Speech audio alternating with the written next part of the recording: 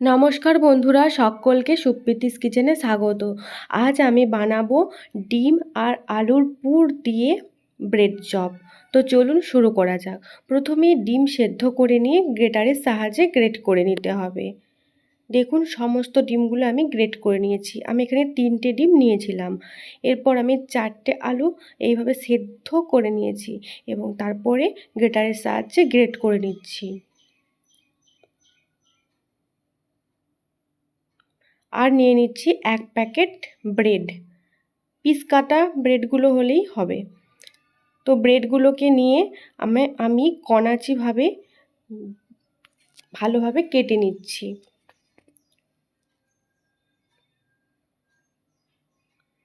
এইভাবে সমস্ত ব্রেডগুলো কেটে রেখে দিলাম।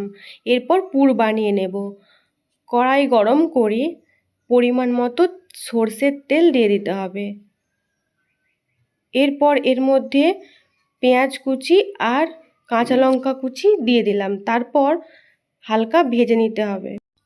এরপর সেদ্ধ করে গ্রেট করে রাখা আলু দিয়ে দিলাম। তারপর ভালো করে নাড়াচাড়া করে নিতে হবে। এর মধ্যে দিয়ে দিলাম গ্রেট করে রাখা ডিম। তারপর আবারও খুন্তির সাহায্যে ভালো করে মিশিয়ে নিচ্ছি।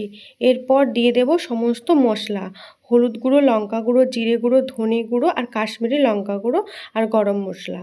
তারপর ভালো করে বেশ কিছুক্ষণ এইভাবে মিশিয়ে নিতে হবে। তো পুরটা আমাদের রেডি হয়ে গেছে। এরপর আর একটা অন্য পাত্র নিয়ে তার মধ্যে দিলাম বেসন, খাবার সোডা আর সামান্য লবণ। এরপর জল দিয়ে ভালো করে একটা ব্যাটার তৈরি করে নিতে হবে। তো বন্ধুরা, যদি আমার এই ভিডিওটি ভালো লেগে থাকে তাহলে অবশ্যই সাবস্ক্রাইব, লাইক, কমেন্ট আর শেয়ার করে দেবেন।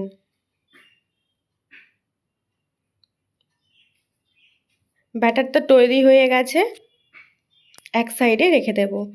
এরপর একটা ব্রেড নিয়ে তার মধ্যে পুর ভালো করে দিয়ে আর একটা ব্রেড ওর উপরে দিয়ে দেব।